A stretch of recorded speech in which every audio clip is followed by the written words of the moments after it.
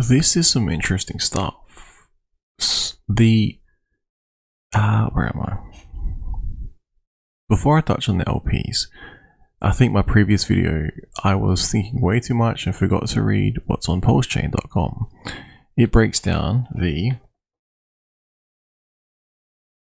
basic, like how it will work, how if you read that web page, it explains what their will and won't be in terms of how, for instance, hex may appear on Pulse chain and vice versa. So that had me thinking, because I'm pretty sure I'm not the only one thinking about this. God damn it, where did I put that note? Crazy. I have no idea where I put that sheet. Anyway, if you think about it, before we continue,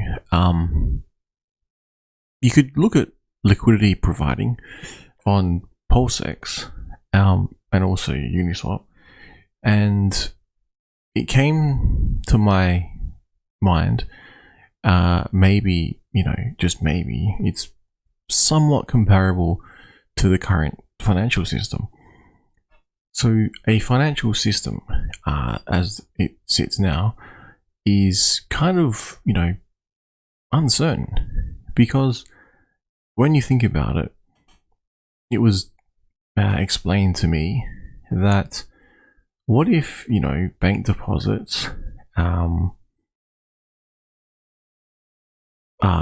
covered, and that means that they could, realize these unrealized losses.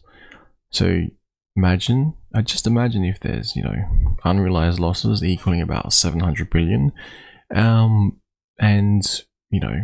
these are now covered, if they're, systemically important. So they could then go and claim that, and get that money back, in essence draining the capital from the financial system. Literally.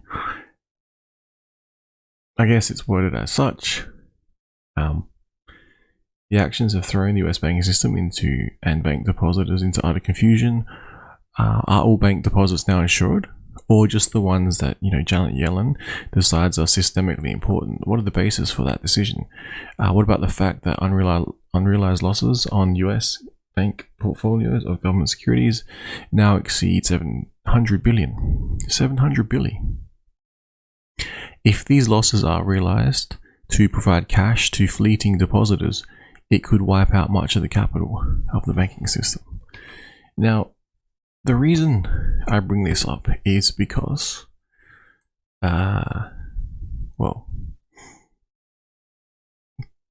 thinking about an LP provider. So back to the Pulse chain interoperability, we have,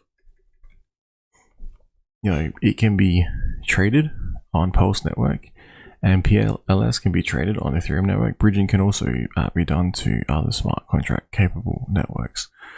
So when you see ETH on Pulse chain, you can send ETH to Pulse Bridge, contract on ETH, which locks it and issues PETH, Pulse ETH on Pulse chain at a 1-to-1 ratio.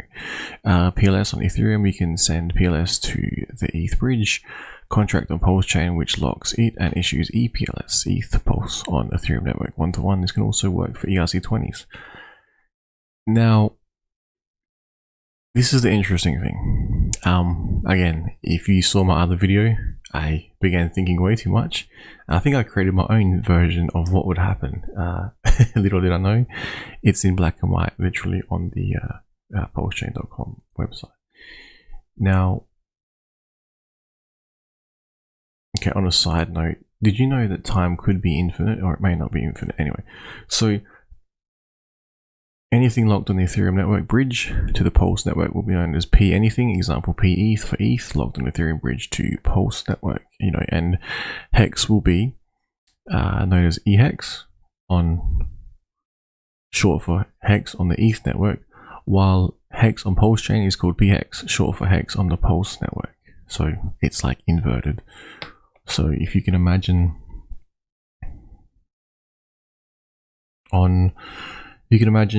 ETH and Pulse chain, a graph, well, a column, and then down the middle is the bridge, literally, and you have ETH sitting on that.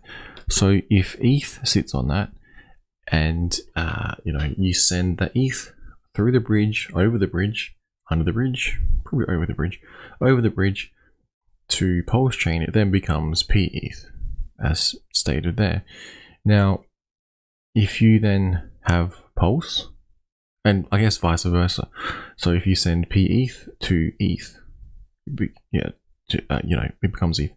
If you then have ePulse, you would only be able to get ePulse from sending Pulse from Pulse chain over the bridge to Ethereum. Now, I'm having many thoughts all in one. I'll try and explain them. Then, in this example, as in written on the website, EHEX on Ethereum is literally EHEX, and PHEX on Pulse chain is PHEX. Now, it reads here, anything locked on the Ethereum network bridge to the Pulse network will be known as P anything. So anything locked on Ethereum, so you've got your hex, it's locked in the bridge, it then goes over or appears on Pulse chain as the P variant. So if you have this simple example, PETH, it's because you locked Ethereum on the bridge before you send it over to Pulse chain, and vice versa. So kind of confusing, but don't listen to my other example where I started making up my own shit, because that was way too complex. And back to my thoughts here. So then you would have, for instance, DAI, ETH, DAI, Pulse DAI. DAI would be normal DAI on Ethereum as it is now, because Pulse chain does not yet exist. You would see, once the bridge opens up, eDAI, which would be called DAI. But then when you move it over to Pulse chain, it would be called PDAI. So I don't believe you would have, in one instance on Pulse chain, for example, eDAI in existence in a liquidity pool the same as PDAI, because it would be locked in the bridge. You wouldn't be able to actually send it over the bridge. Now, what next? So I can take it in a few places here. You can go and think about how these tokens are going to come into existence. Now, yes, you're going to get a copy 1-for-1 of every ERC20, but you're most likely going to realize, or at this point in time, you probably have thought they may not be worth, the value 1-for-1. The token 1-for-1, yeah, but the value basically won't exist until a bridge opens up. Now, what I'm saying is, if you or I, as a potential holder of any Pulse chain tokens or PulseX tokens, or Hex tokens, because that's most likely going to be, like the best performing token on Pulse chain. Maybe behind Pulse and PulseX is hard to say, but Hex will most likely perform better than, say, some random ERC20. I'll put it like that. Now, and again, the holders of Ethereum, they'll get 1-for-1. People that sacrificed will get 10,000 to 1. So the other part of my video was correct in terms of the economic energy that Pulse chain sacrifices will have. The majority, I would imagine, being from the Hex community, Hexicans, then Pulsicans and PulseXicans, and the same with PulseX. I think more people did sacrifice for PulseX, so there may be a dilution of PulseX tokens held by hardcore Hexicans, you could say, or hardcore Pulsicans. Maybe some other people have heard about it and decided to sacrifice for it. So that's one interesting thing. Now, why is that interesting? it's interesting because you actually have to be the one that interacts with the code. Now, the next thing I would cover would be if you're getting one-to-one, and maybe you're thinking you want to move, say, you want to dump your hex on Ethereum, so EHEX, and you want to get more hex on Pulse chain. So let's think that through. How would one do that if you're not going to get a one-to-one airdrop? So if you're not dumping prior to it, if you're not locking up and getting your T shares, which may be or may not be an important factor to you, you will see the following take place in this example. Say you have Say you have EHEX in a LP on, say, Uniswap, because I'm starting to wonder if PulseX will only exist on Pulse chain, or will PulseX also exist with the interoperability with Ethereum itself. Not sure. I'm not sure, but haven't yet heard anyone talk about that. I've probably missed a lot though. It's probably been theorized before, but if you conceptually think PulseX is going to only exist on Pulse chain, then you know that when you create liquidity pools over there, then you get rewarded in incentive token.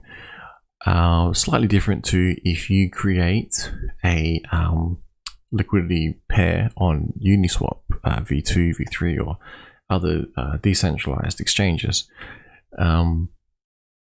because when you do that, if your price of your target asset is going down, then the pair that you hold, you basically get more of the thing that's going down, depending on how you've set your how you've interacted with the code.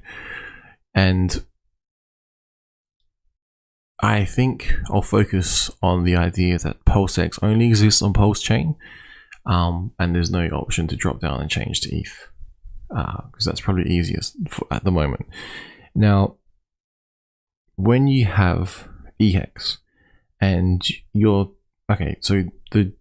got your airdrop, you've got the forks taking place, so Pulse chain exists, airdrop takes place, free tokens, and you're sitting on lots of EHEX or some EHEX, and also some PHEX, lots of PHEX, I don't know. And you thought, well, I'm going to dump EHEX to get more PHEX because maybe PHEX performs better over time because the fees are a lot cheaper. It's going to be easier. Now, how would you do that? So this is a long-winded explanation, I know, but what you would do in this theory assumption, PulseX only exists on Pulse chain, therefore incentive token only can be obtained through PulseX and bridged over. Now, I guess if you're looking at primarily, say, a EHEX and ETH pair, what happens when you sell, say you're selling EHEX, or say you have a lot of EHEX. Okay, it's the simplest example now is just you have lots of liquid, you send it to the bridge, lock it, and then you get more PHEX. You have more PHEX, so you could almost have double your PHEX of liquid hex that you're holding. May not be a bad thing to do. It would reduce, I would imagine, severely the liquid amount of hex on whatever chain you're doing this on, even more so than it currently is now. So say, for instance, the assumption is that low liquidity equals high volatility. If you saw everyone move their liquid hex from all pools, because why are you holding if you're not going to get a copy of your LP? maybe I'm thinking this like literally as I'm talking through this now. I didn't think about this before, but if you're not going to be holding your LP position on say Uniswap as the example, and you pull out all the liquidity, right? It's going to be extremely volatile. And then say you want to then move that, say, I don't know, if you're not staking, say you want to move it, the remaining, why would you not firstly pull your liquidity to get the copy 1-for-1 of something like Hex? Question is, what pair would you like to pair it with? Because you pair it with Ethereum or wrapped Ethereum, you're going to be getting a pretty like average like one Pulse chain for one whole Ethereum. Now I'm not sure if there's any other options you might think of pairing it with in terms of holding these holding it. Maybe maybe people are going to see, I'm thinking about this now, maybe people are going to pull their liquidity on decentralized exchanges, and potentially they don't want to hold any stables, because maybe the idea is that Hex may perform better than stables initially, and then over time with the T shares it's most likely going to do its thing. But yeah, that's again another rabbit hole you can think about. But I can now envision liquidity being pulled. I can now envision people wanting to hold an asset that can go up over time due to its mechanism, due to code. You could also see a sell-off though. You could see if it absolutely moons hard, like extremely hard, like face melting hard, people would maybe take profits, but then okay, they're taking profits and they're sitting on stables. But then what happens when when you've got all this liquid cash or whatever, fiat or stables, and then you're like, oh, what do I do with it now? I guess you just spend it. But I guess the timing in that explanation you need to take into account as well, because the assumption is Pulse chain is actually in existence. So that was a discussion for oh my god, where is my notes? I need these notes. I'm flying blind here, people. I have no idea where I put them. That's really weird. Hang on, this might be it here. No, it's not. I literally had it right here. And now I don't know what I've done with it. That's insane. Anyway, so there was like three states. You've basically got preparation. Then once it takes place, then you're in position. Once you're in position, then what do you do? Because if you're in position, you're either gonna execute your plan, or you're gonna be just sitting on what you've done. So say for instance you 100% stake and then copy, airdrop, what else can you do? You get your free tokens, so then you can start, so you're then in position, and then you can deploy, move, whatever, once Pulse chain is live. And so building on top of that, you got to remember people who get Pulse tokens, get PulseX tokens, maybe get Hex tokens, are the ones who are going to be, in essence, the backbone of arguably Pulse chain for I would say a long period of time, unless people are planning on exiting completely, unless people are not planning on doing running, like being a validator and things like that. It's highly unlikely someone's going to dump 100% of their bag to purely take profits, because if that was the case, what would happen? So the assumption is bridge is open, and you've got all these Pulse tokens now on Pulse chain, so I guess PLS or PPLS.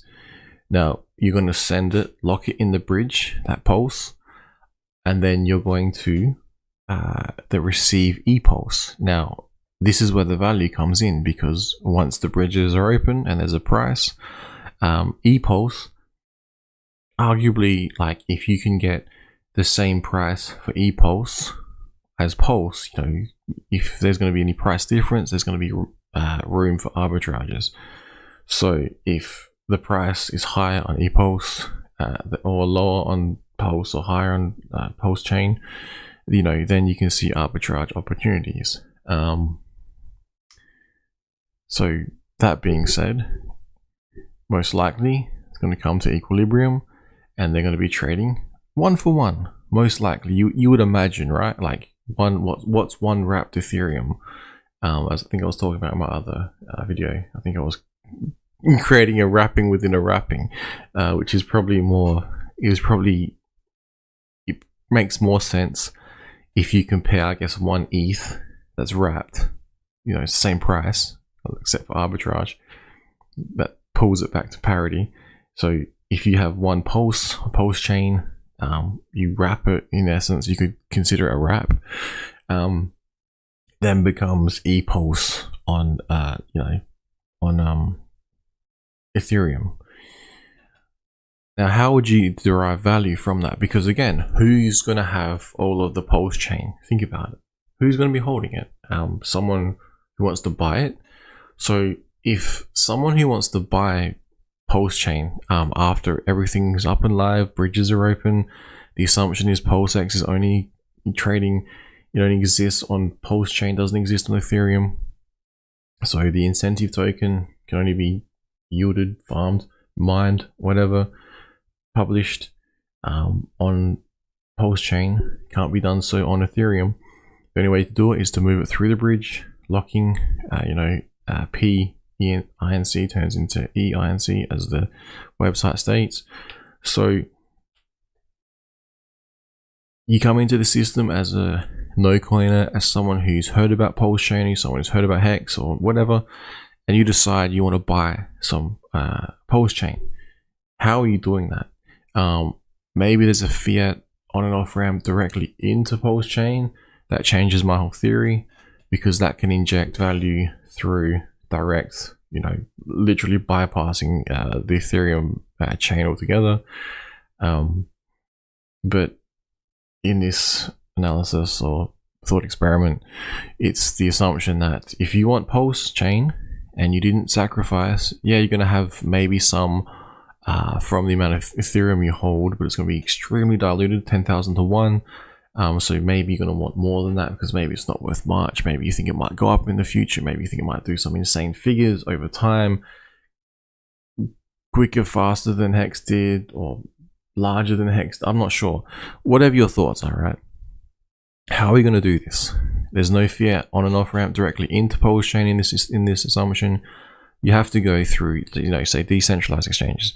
It also in this thought experiment, there's no major exchanges, centralized exchanges that is, who have listed Pulse chain, because if there is, that changes the, I guess, algorithm or number slightly again, because if you're injecting fiat into Pulse chain through a centralized exchange, then the price will exist, because you will be able to arbitrage, you would assume, an amount of Pulse chain if you held it. So if, for instance, an exchange somehow got their hands on some Pulse chain and they sent it through the bridge and then they listed it,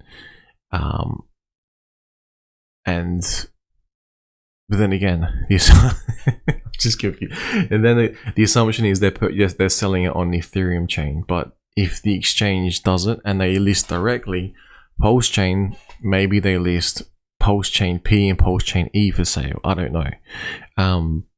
If they list Pulse chain P, then it's directly injected into Pulse chain side. So again, that'll be interesting to see how that plays out. Now, the next thing, when you think about it logically or illogically, crazy mind like mine, you are trying to derive value. So back to my thought experiment, you're purchasing ePulse. So say you've got a pair on Ethereum and it's, vanilla, plain, Ethereum paired with ePulse. Assuming people who hold Pulse chain tokens are willing to send their Pulse chain over to the Ethereum, assuming that there's no direct interaction with Pulse chain, and assuming you have to go through Ethereum to access Pulse chain tokens, then you would need someone to bridge over. You then would need a liquidity pool, because then once the liquidity pool exists, people can then trade on it. So you could have Ethereum and ePulse in existence and trading. Now, what would happen if you were dumping? You say you're a dumper of Pulse chain and someone wanted to let the dumping happen. They would move some over. Say this is one person you're talking about, and they would then need to move some over to then dump on their own heads, which is quite possible if someone has an enormous bag. So the assumption is they want to do that. So they move it over, they pair it with Ethereum, and then as the dumping occurs, whoever's providing that liquidity would then be receiving more of, they would be receiving some of the Pulse chain. They'll be exiting through liquidity providing potentially, as well as selling. Assuming if they're selling on the open market, they're not actually providing liquidity as an exit strategy, because I don't think it's possible in this example with one person to be able to both provide liquidity to get more Pulse without actually selling it, because otherwise the trades would not take place. So that's one thing, But when you think about that, when you're providing liquidity, you've had to put the Pulse chain on Ethereum, and that's allowed for the sale of Pulse chain on Ethereum to extract value from that, so it goes over into the Ethereum network. It's sitting on there. Dumping occurs, selling occurs. Liquidity providers over there, if they exist, are basically will be increasing the amount of Pulse that they're holding in their pair, and you'll see the price of ePulse going down. Potentially the price of ETH going up, again, arbitrage and things like that. But that's one way I can see people trying to extract value out of Pulse chain into Ethereum. Now, it's very interesting because, as I said, you're moving it out of one chain to another chain to then dump it on your own head. It doesn't sound logical, but people would possibly do that if it's profitable to do so. Maybe they sacrificed early a large bag that went out. They don't want to provide liquidity. They don't want to be a validator. They don't want to provide LP over on Pulse chain itself and get incentive token, and then be able to maybe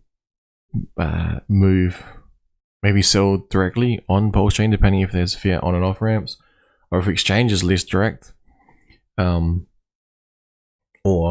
in this example, only decentralized exchanges exist, and you have to basically say you get a lot of incentive token or something like that, and then you bridge out. You're then holding a lot of E incentive token. Then you have to plain vanilla pair that with E incentive token paired with Ethereum. You then have to create that liquidity pool, basically, to then say it's one person. You then have to create a liquidity pool to then be able to sell it, to be able to then dump it on your head, to increase, to also, as you're selling or dumping or whatever you want to call it, you would see your liquidity pool between the incentive token and Ethereum. You'd have more incentive token, which you could then, send back over to Pulse chain. But the question is, why would you do that? Because most likely, once value is injected into the system, there would be an arbitrage. It would pull them together, through market demand and supply forces, like basic economics 101 here, and it would arrive at an equilibrium. So the question is, in that thought experiment, whether or not there's a ability to sell the incentive token direct from Pulse Chain, so that would reduce any reason to interact with Ethereum at all, or create liquidity pairs with Ethereum at all, or bridge over at all. Say there's not, and you have to go over to Ethereum to create these LP pairs, then you would be like having to hold Ethereum, having to hold incentive token that's bridged over, so you'd have to literally send your own, assuming it's you, send your own incentive token over there to create the liquidity pool for it to like exist.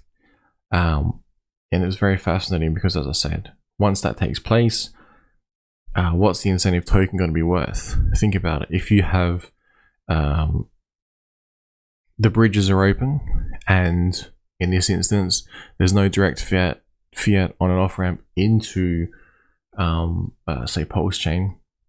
It's only on Ethereum network. Then once you have this incentive token, and it's 1-for-1 ratio, and the price exists on the Ethereum, like which came first, chicken or the egg, but on the Ethereum network, then you're able to create the LP pair liquidity pool. Then you like sell it because you created it, and you can actually sell it now for a price.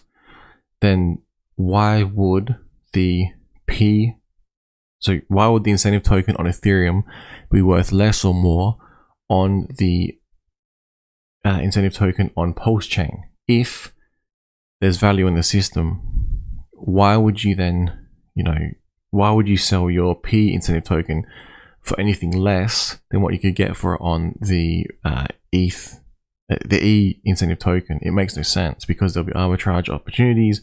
It would pull it back to equilibrium. So when you apply that, it's interesting. It's an interesting concept, because as I'm saying that out loud, the argument can be made for any of the ticker symbols. So the next one I did, I thought, well, DAI, maybe it's like some sort of stable that could be, in this thought experiment, treated exactly the same as the incentive token. If you held a large bag of DAI on Pulse Chain because you got the 1-for-1 copy, right? Then to be able to sell it over on Ethereum, assuming there's no fiat on and off ramps, there's no exchange that comes out of the blue and says, oh, we're going to direct fiat into Pulse Chain, so that would inject value. And once you inject value, think of it of a two-way street. So if you have the bridge, and then you have the streams running parallel, so you have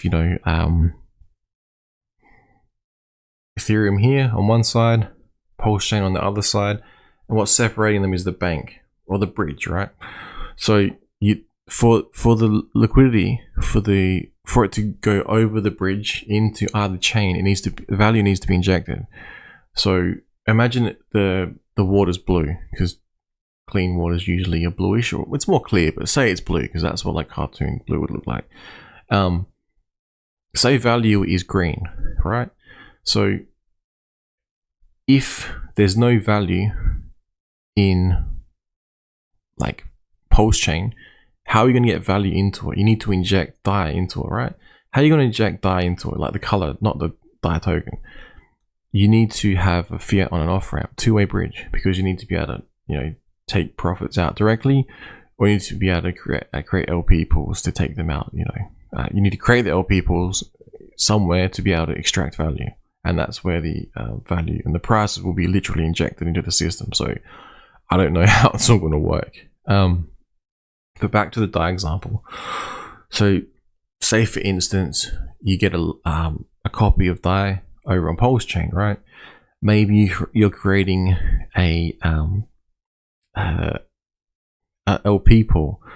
Say the LP pool then produces incentive token, right? As I said before, once the bridges are all open, once there's prices, you'll be able to, arbitrage something like an incentive token will provide value into the entire system, I would say.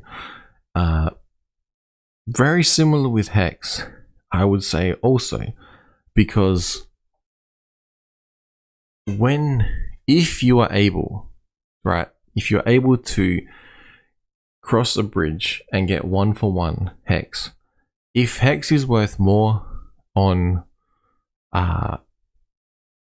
it's going to be either one chain gets completely abandoned, but if one chain gets completely abandoned and it gets too expensive to operate on, and you then need to move it over to the other system, with the prices like 1-to-1, say for the incentive token in play, it doesn't really make sense to me that the price of Hex on one chain will be extremely higher or lower. Now, I'm trying to think this one through in my mind. Like, say for instance, everyone abandons Hex on ETH chain for whatever reason. How would that take place? Everyone would need to sell on, they would need to get it in a liquid state. Now, then they can just bridge. It's okay. So they might just literally take any existing Hex and bridge it over to Pulse chain. Now, what does that do to the Ethereum system of Hex? It becomes extremely illiquid, and it becomes extremely volatile, but it also becomes extremely rare. And then what the T shares then become on a system like that. If T shares are producing X amount of Hex per day and the system is extremely rare, once these things come into the system, I guess you could say, well, no one wants them, they just mint them and just put them straight over to Pulse chain, which is fair enough. But then that would mean there's a lot more Hex over on the Pulse chain side. So you could say, when you look at it, it's effectively diluting the entire supply of every single ticker in existence that's an ERC20, because there is, as sorry, my crazy mind, reaching absolute zero in a way is equivalent to, perfectly erasing information in a quantum computer, for which an infinitely complex quantum computer would be required. So, bit off topic there, but so for there to be no Hex on Ethereum, you would have to mint every single thing, and probably for the next, it would take 15 years. 15 years from the date of Pulse chain being alive, it would take 15 years for it to be completely extracted and migrated over to Pulse chain. And the question is, would someone want that to take place? Do you want zero value on the Ethereum Hex in exchange for twice as much Hex on Pulse chain, which could mean a lower price, but also could mean more T shares? When you think about that, I think some people have talked about the chasing the T shares, because the two different systems, they don't talk to each other. Now, where was I going with that? That is one theory. There's also a theory, you could go the other way. You could also say, okay, well, fees aren't too bad, and I've just got this big fat bag of hey buddy, you gonna bark? Huh?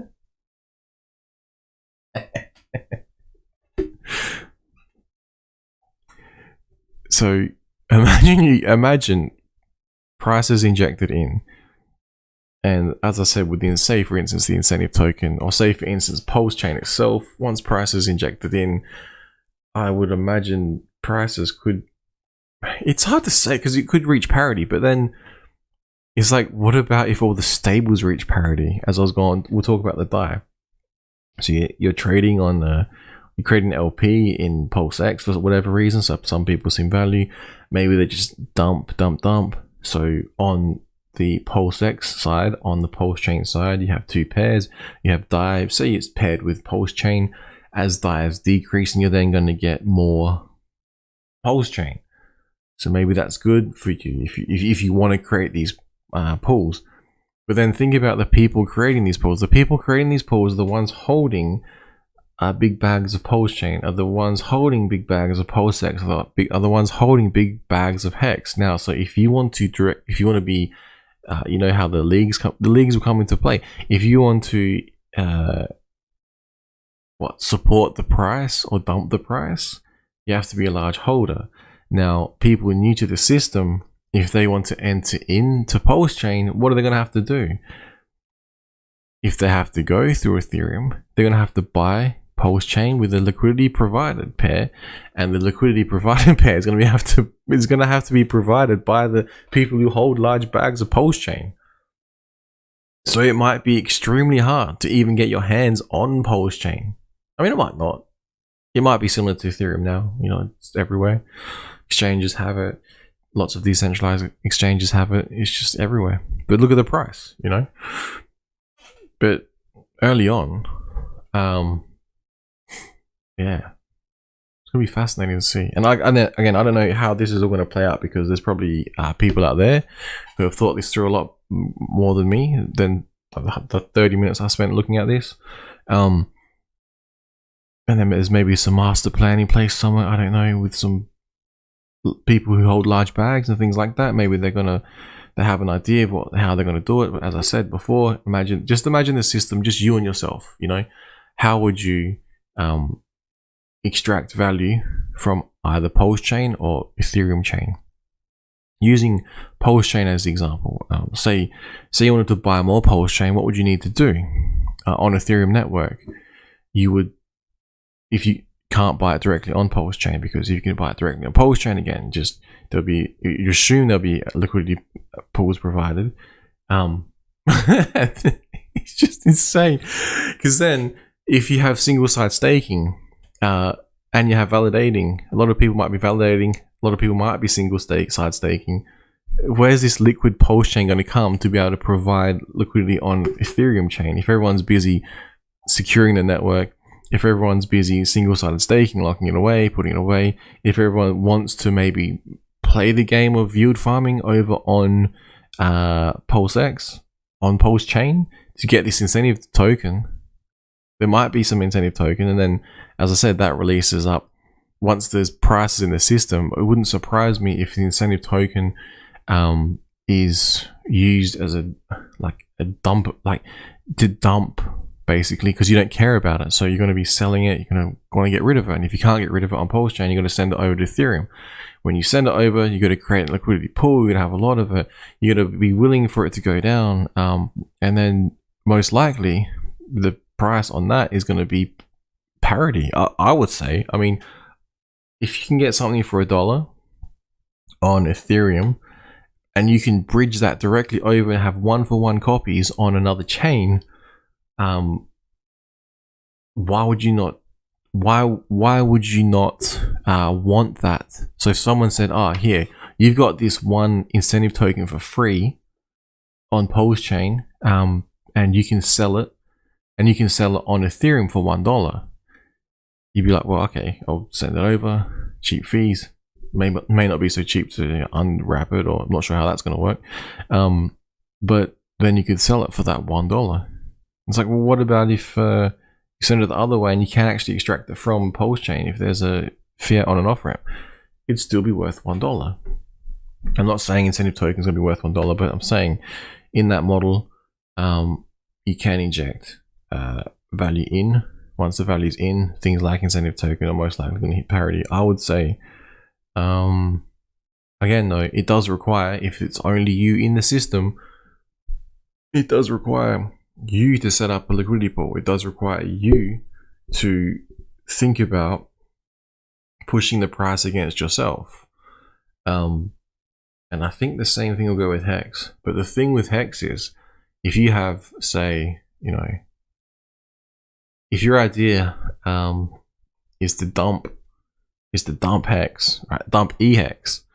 So everything's live, and you've got into position, right? So maybe anyone sitting on stables decides to move and to turn all into Hex.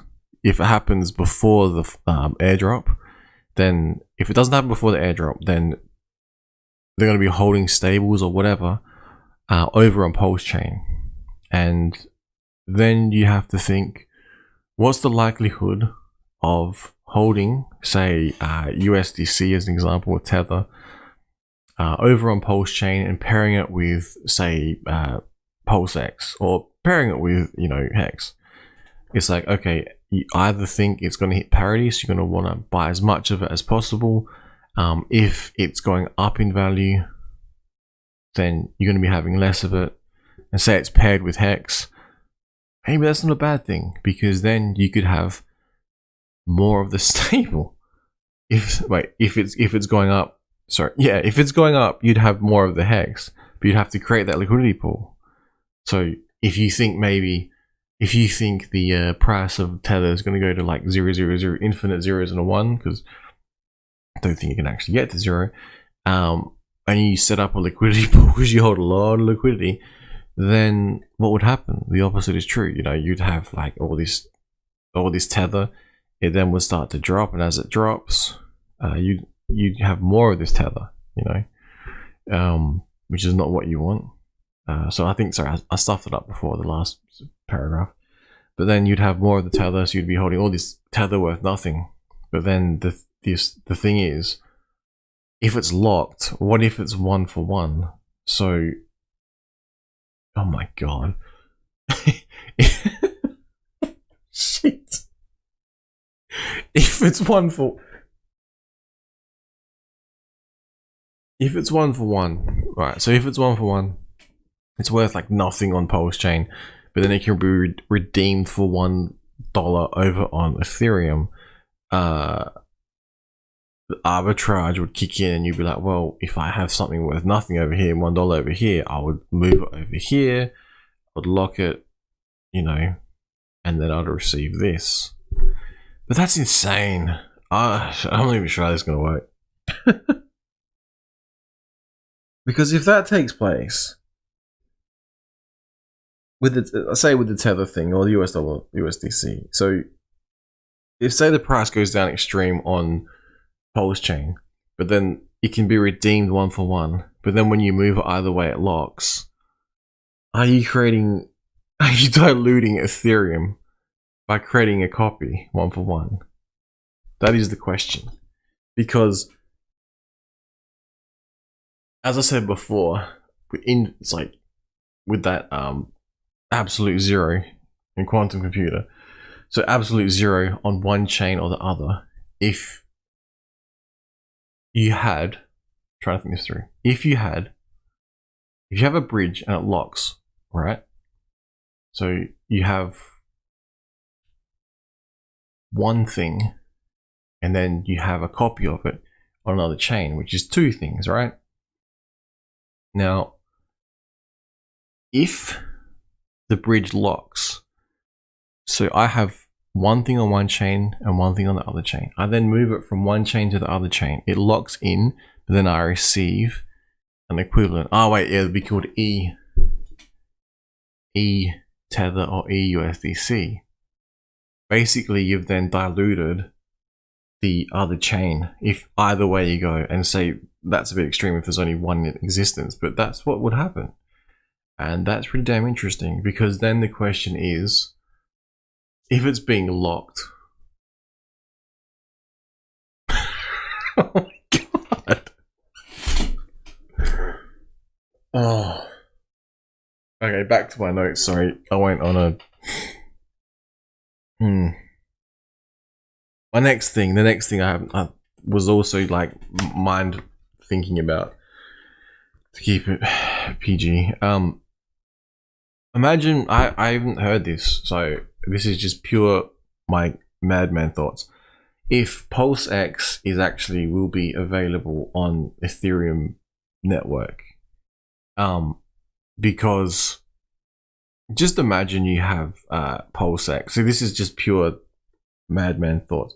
But if you have PulseX that is, deployed on Pulse chain, right? And you have a you have a pair in place. Say it's Pulse and what would it be?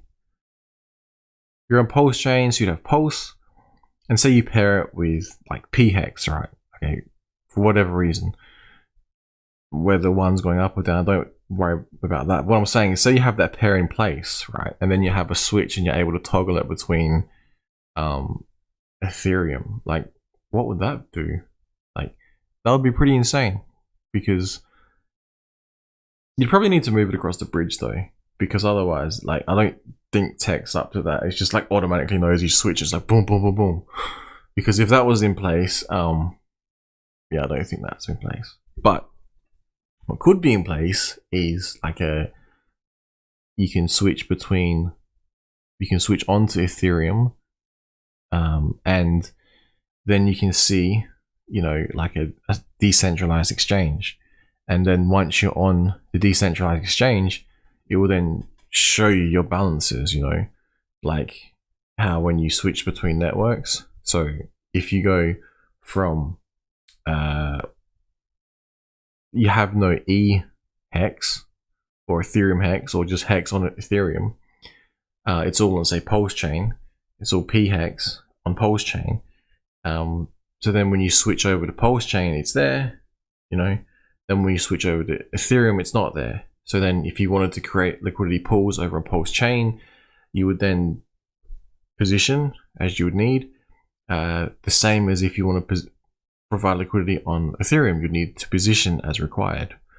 So that's just one thought. I haven't actually like seen if that's even possible, because I know that everyone's like Pulse chain, PulseX, and the incentive token. I thought, well, what if you can still use PulseX, but then just just use that on Ethereum, and it's the same as it's the exact same or very similar to I guess what would it be, parameters? I don't know, same code over on Ethereum. I don't know, like, or will it just be like PulseX exclusively on Pulse chain, and then Ethereum will have like Uniswap or whatever decentralized exchange you use. But yeah,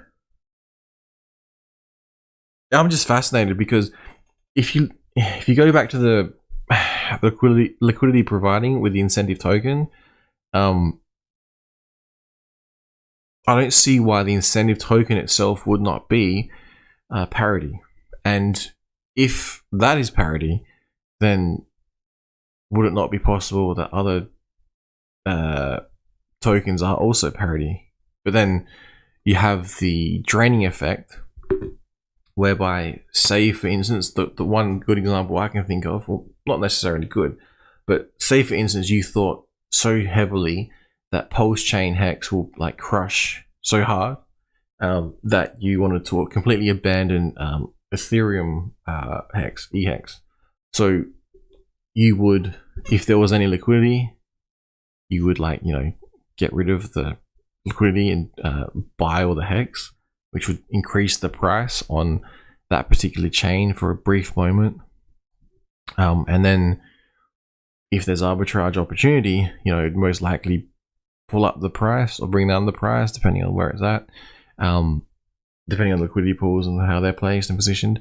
But then you might then think, you've got all your liquidity in place, and then you want to move that over to Pulse chain, like PHEX, and then you'd have essentially, would you have double? I honestly think you would have double, because it would be locked in the bridge.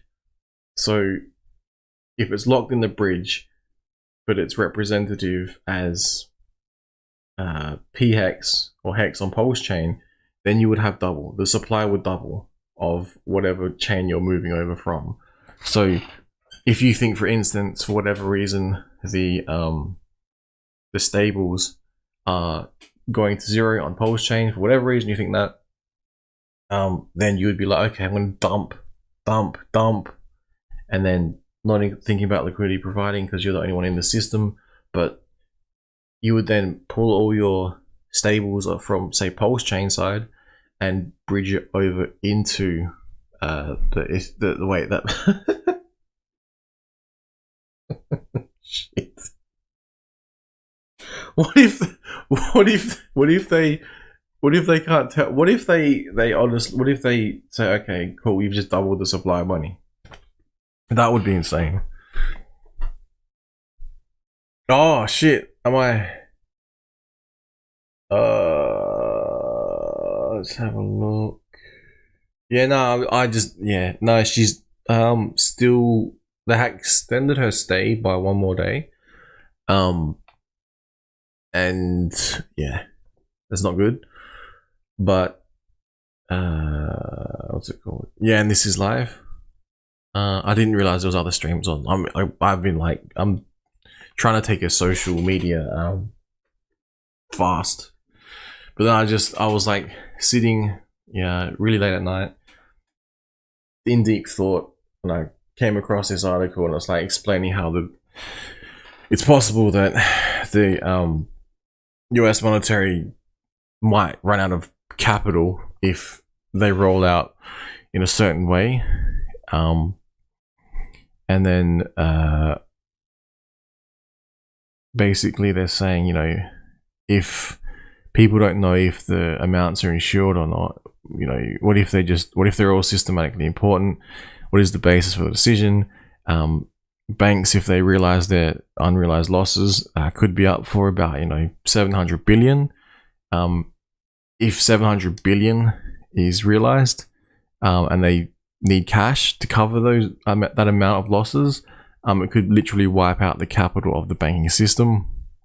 So that made me that led me to think about, well, what about, it's almost like, what are they going to do next if they're going to possibly extract all the capital, almost in the entire system? And then that made me think, well, hang on, let's focus on cryptocurrency, something I can probably understand a little bit better, not affect as much, but interact with more. And then I was looking at this other article here, completely off topic, just absolute zero in quantum computer, and then it said absolute zero cannot be reached unless you have an infinite amount of energy or an infinite amount of time. And I was thinking, hang on, time is time infinite? Is energy infinite? Like, yeah. So somehow that led me to cryptocurrency, and then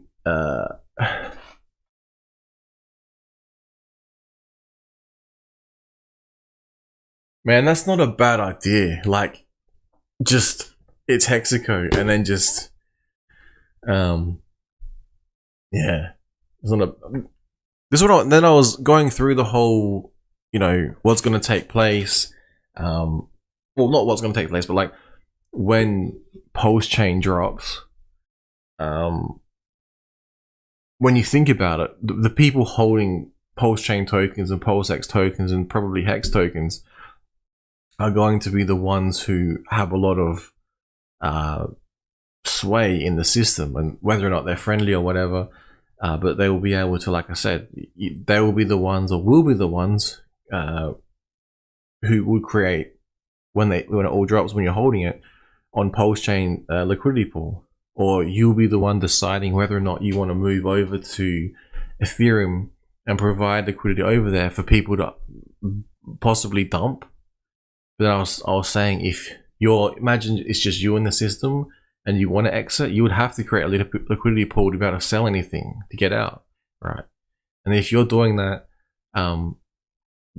somewhat you'd be increasing the other side of that. So if you're, what was it?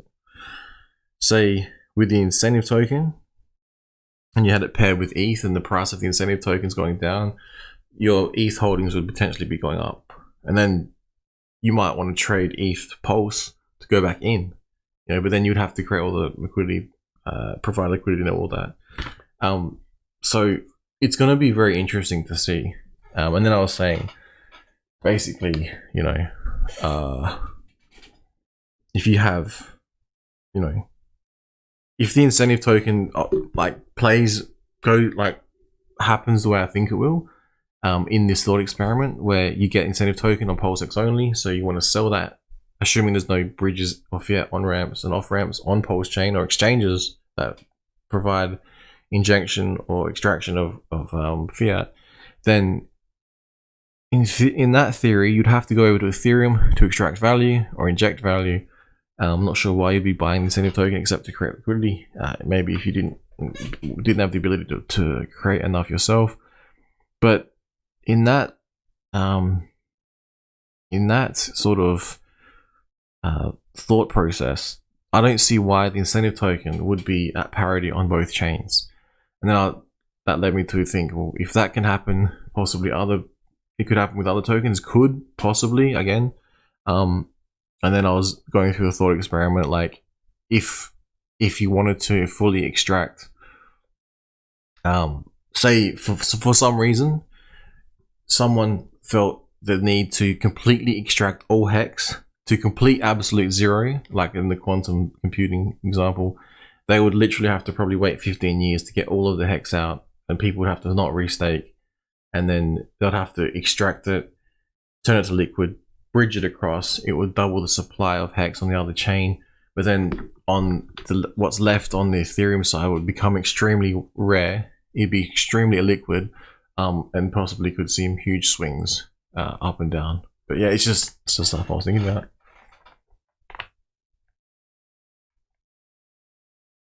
Yeah, man. It's I thought I would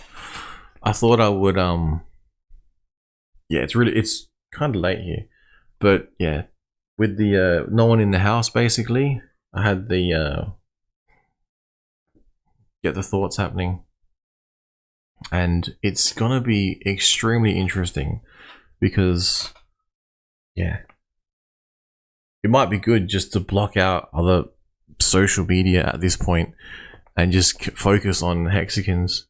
I mean, as you know, I guess you want to reach out to other communities and stuff like that, but think about it. When Pulse chain and everything drops, like all of the hexagons will become pulsicons, will become pulsexicons, and then we are all going to be the ones who decide through our actions, through our interaction with code, with no, like, you know, just us and the code, whether or not we want to create liquidity here, liquidity there, whether or not we want one chain to be more successful than the other, arguably whether or not you want it to stay at parity. Yeah, it's just fascinating. And like I said, the way I see it, yeah, I don't want to repeat myself again, but it's possible, basically possible to extract from one chain to the other chain to create one chain with absolutely zero supply in it because it's all been locked in the bridge and moved across. It's pretty unlikely. It would take many years, but if that was the consensus, it's possible.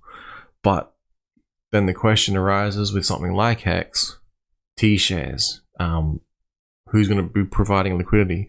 Imagine there's, yeah, anyway. And that would be like, you'd have to do it yourself because, you know, you own the code. And then I honestly think the incentive token could be the one that reaches parity first, purely because in the assumption that there's no fiat on and off ramps on Pulse chain or no exchanges that actually provide direct interaction with Pulse chain. Because if that happens, the question will be, why do we even need Ethereum? Except for extracting value from it, you know, because most people who aren't hexagons, pulsicons, pulsexicons, many other ones, all the derivatives and everything else, everyone in the community who's friendly, like, most likely they could see it as an opportunity to extract value from the Bridget-Hart ecosphere and into the Ethereum ecosphere, whereas some people might see another opportunity to, you know, extract value the other way if and when fiat on and off ramps do exist direct with Pulse Chain, which might possibly happen because the way it's been trending, it's been getting a lot more coverage. It seems people are more friendly towards Pulse Chain than they ever were to Hex for whatever reason. Then once they realize it's like a layer one, similar to any other L1 out there, then I don't see why exchanges may not directly list. And again, then you have to go into, okay, how's it going to work? If that's going to work, then they would have to have big bags of it potentially. So maybe there might be some over-the-counter stuff. Maybe they, I don't know. But yeah, that's like another thought process. But yeah, that's about it. All right. Yeah, so maybe I've got some notes. I'll try and take a screen dump again and put it on. It's a bit more sane than the other notes I had. I think the other notes I was creating a pair. I was creating a reality in which you could have on Ethereum the E version of Ethereum, which is, as it's written here, black and white. It's not going to happen. But yeah, some interesting stuff I'm thinking about. But I basically, if to close out, if you're holding like, if your objective is to move completely to Hex on Pulse Chain, it would mean that if you're holding anything else other than that, then you would, probably want to move that into Hex, in effect be a buy. Also, I was thinking it's going to be insane because anyone who has any LPs, and what would be the reason to hold the other side of the LP if they think maybe it could hit parity at minimum, or if they want to move everything over to the other chain because it's going to be greater than the existing Ethereum chain, then why would if you got an LP and you pull it and you sell your stables or buy Hex and the price goes very high, possibly because there'll be extremely low liquidity, but then obviously, well, not obviously, but then there could be people doing counter to that and like setting up LPs, and so they like give themselves the ability to sell at a high price because there'll be limited liquidity. But again, it gets way more complex, but that's all up to us because that's the way we want to, that's what we're going to do, because this is literally, it's like a community thing. To be honest, the way I see it, it's like literally Hexago. Like, who else is going to be holding this? No one. Like, to buy in to Pulse Chain after it's released, you're going to have LP pools set up, and people are going to have to do that. Exchanges may decide they want a piece of the action. They're going to have to buy it from someone on a decentralized exchange, maybe over the counter, maybe, I'm not sure. But yeah, I'm just fascinated to see, based on my incentive token theory, if that can hit parity, then why can't the others? But then that breaks my mind, because it's like, if that hits parity, then what if the stables hit parity and they can, they can try and extract into ETH, doubling the supply, causing issues because they might invalidate them or something like that. And I don't know how that's all going to work.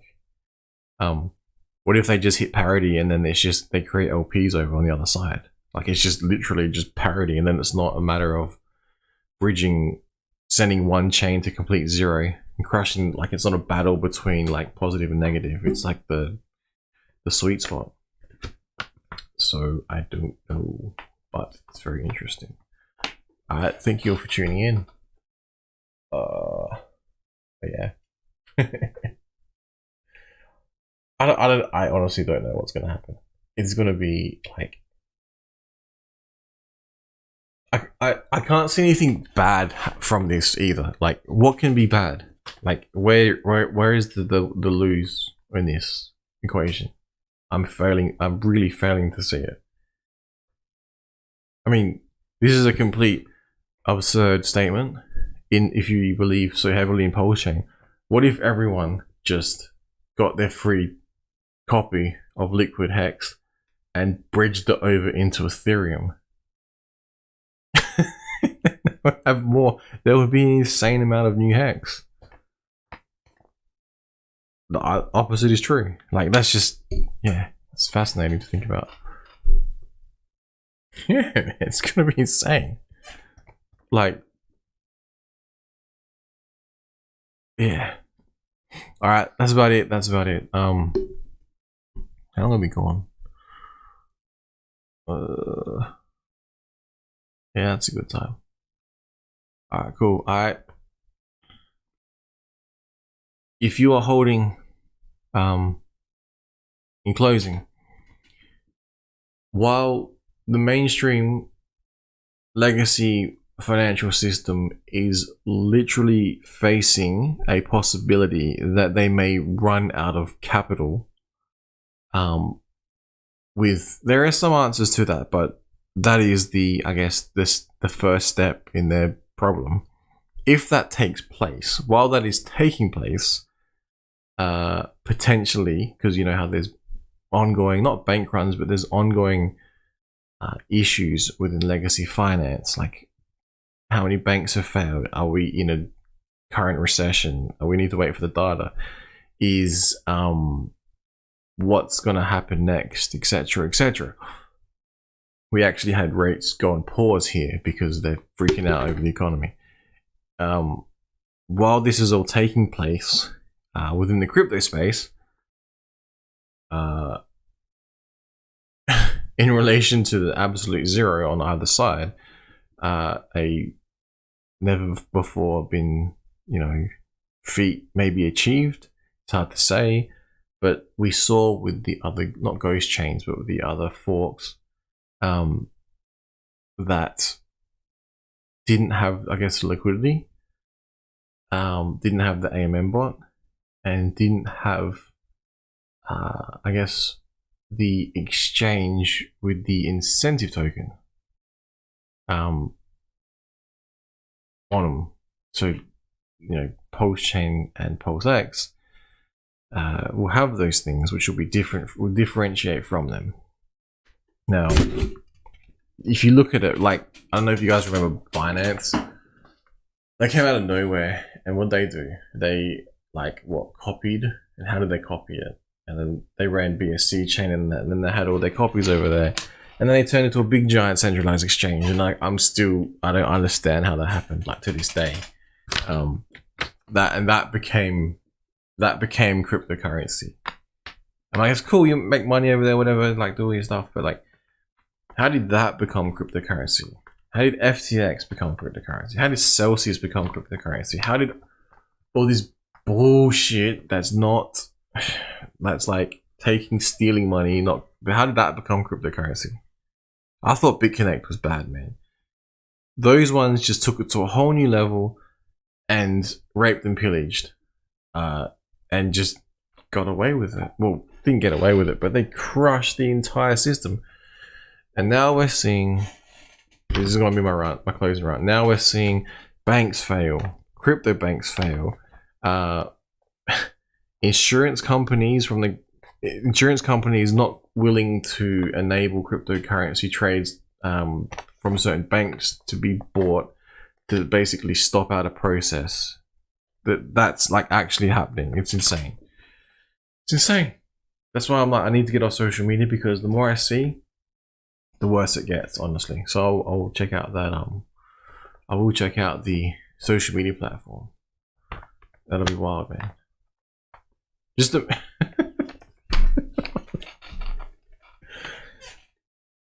I guess also, what would my dream be for this, when this whole thing goes down? I hate to say it, I would want parity across. I would want Hex to see parity of whatever the price it is on both chains, but then maybe take into account the fee difference.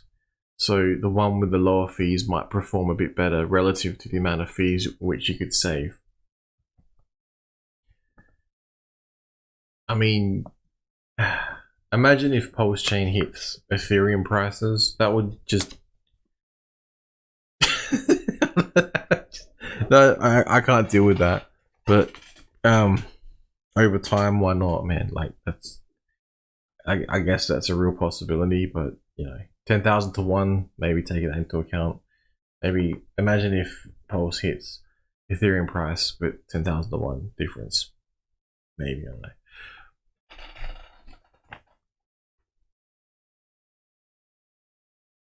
know. Nice. Like anonymous Twitter or 4chan, no login.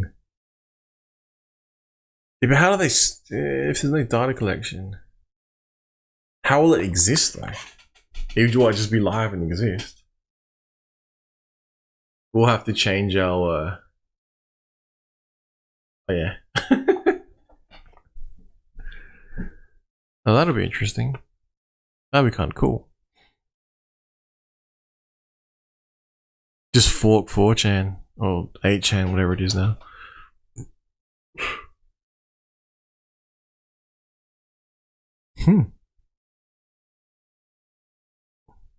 It's like Inception, man. Inception within Inception. Yeah, man, I'll come check it out. Alright, I better turn off the live stream. Thank you, viewers. I actually have viewers.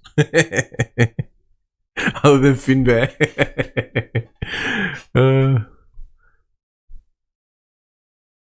Imagine like Hexens just take over the entire internet or something. The entire crypto space. They're like, did you know this Pulse Chain shit and this PulseX is real crypto, and all your other bullshit, like, you know, I don't know, centralized exchanges are gonna just get crushed. You know. And maybe yeah. Alright, cool. Hopefully I might do another stream. I don't know when. Yeah, I've got some stuff going on. A lot of stuff going on. Alright. Alright, see you all.